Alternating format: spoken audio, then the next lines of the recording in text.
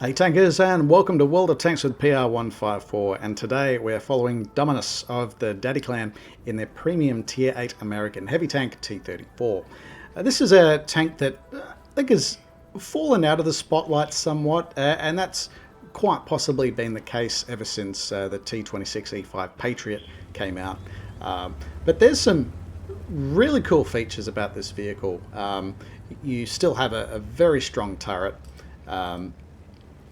The gun hits like an absolute hammer, 400 hit points alpha damage. The only annoying thing about it is it's still fairly accurate, base dispersion at 0.34, and there's all sorts of tools and equipment you can get to narrow that down. In fact, the way Duminas has got his vehicle equipped, he's getting that down to about 0.31, 0.32, which is pretty good. The main letdown is the aim time, 2.99 seconds. And the dynamic dispersion characteristics are not favourable for the vehicle either. So that's when you move the hull, when you move the turret, when you move at all, your dispersion tends to bloom out, and the high aim time means it's quite punishing trying to recover that. So it's a vehicle that a lot of people can find quite frustrating to play. But fortunately, this is a superb position for the T34 to play, because you're in relatively close quarters. Most of your engagements being less than a grid square or two away, and that makes your gameplay a hell of a lot more forgiving. And we can see as he lands that hit into the Rheinmetall Borsig. Now I'm going to zoom out for a second here, because I'd like you to see what these two vehicles are doing. Granted on Pearl River, some of these map areas are a little bit confined, but look how these tanks are positioning. This is basically the echelon position, where you have tanks with their tracks parallel, particularly heavy tanks. They might be a little bit bouncier with their frontal plates angled, but what this enables them to do is to work backwards and forwards. One ends up covering the other, and most importantly, as they're moving back and forwards, they're not bumping into each other. They're not blocking each other. They're free to engage and retreat without so much interfering with the other. Granted, the front tank has the capacity to sort of block the rear tank, but then the rear tank also benefits from the cover afforded by the T34. Unfortunately, Duminas is struggling a little bit at this point, not quite being able to draw a bead on the VIII, but eating a few rounds in the process. Unfortunately, the VIII ends up making a bit of a fundamental error here. They've ended up reversing up the slope behind them and taking away the advantage that the armour of VIII offers, which is just a lot of slope. And as they've reversed up, they've gone up the hill and they've normalised the slope, making them much more penetrable by the likes of Duminas and his teammate. It appears to be just looking at the situation on the map. Looks to be a concerted enemy push through this sort of far east flank. So Duminas and co will need to make a push. It's not really known whether they have a numerical advantage in this particular situation, but they certainly have a hit point advantage. In that there was a VIII, and then a CS53, both medium tanks. And between Duminas and Black Cat in the Object 703-122, they're able to shut the CS63 down pretty quickly, followed up by destruction of the Rheinmetall Borsig, which they had left in a pretty dire hit point position earlier in the game.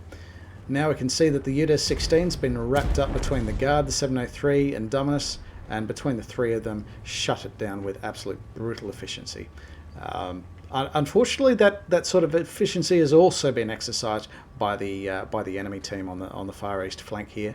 They appear to be wrapping up and finishing off the last of the friendly vehicles in that sector, which I believe was a T95. But looking at the mini map, they've paid for that in blood. There's some fairly low hit point tanks operating in that sector at the moment, so that might make it quite difficult for those tanks to maintain an effective counter-attack if they're not acting a team and getting as many hit points as they can into the fight as much as possible. In the meantime, we can see Duminas is very much preparing for a fight here, using the charred corpse of the enemy UDES-16 to cover the lower frontal plate, which is a bit of a weak spot on many of these American heavy tanks.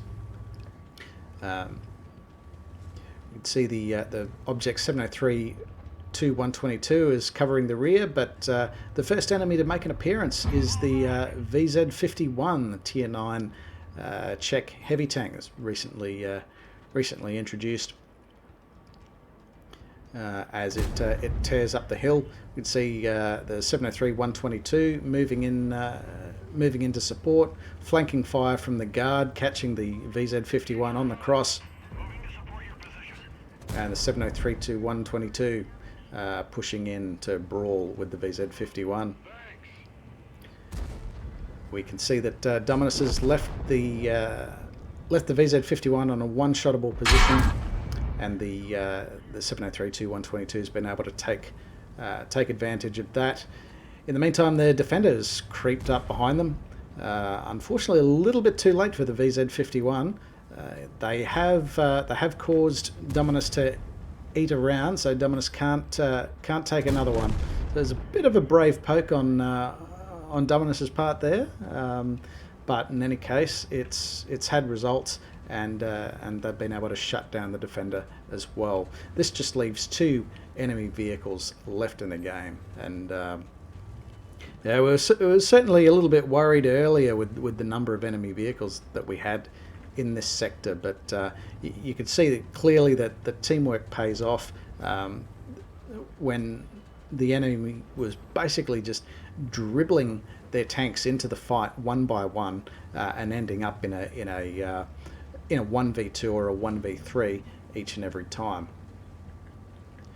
This time has been a little bit different. The Object 263 has exercised a little bit of patience, but unfortunately, again, the A Phase 1 was just not able to get around and into the fight quickly enough, and it's been shut down by Black Cat 703-122, as well as a shot from Duminas. So you just can't keep up with that sort of gunfire in a 2v1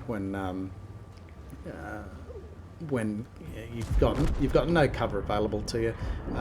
Unfortunately, the Object 263 was able to get the edge over their guard teammate, but nonetheless, a well-deserved victory there for Duminas of the Daddy Clan.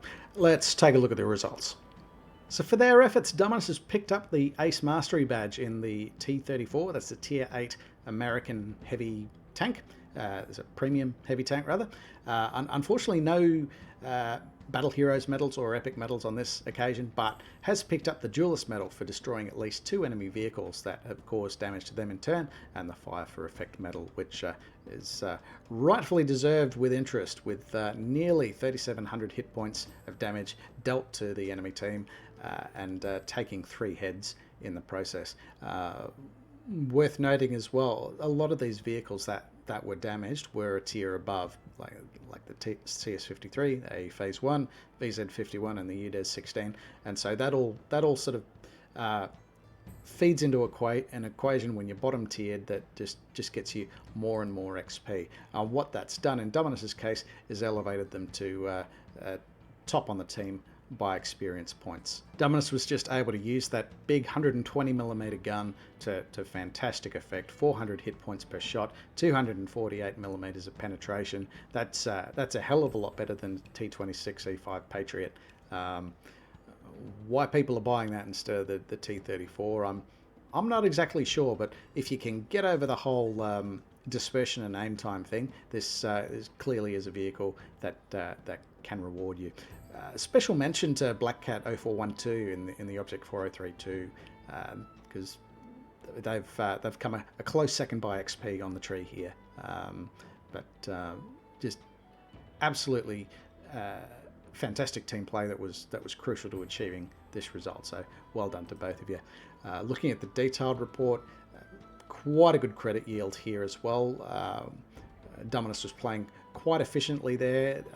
Didn't dip into the premium rounds at all through that match. So that's showing quite sound knowledge of weak points and sort of assessing the enemy tanks that are before them, and I guess satisfying themselves that they can penetrate with the standard stuff. No need to change up if they don't have to. So fantastic credit yield there.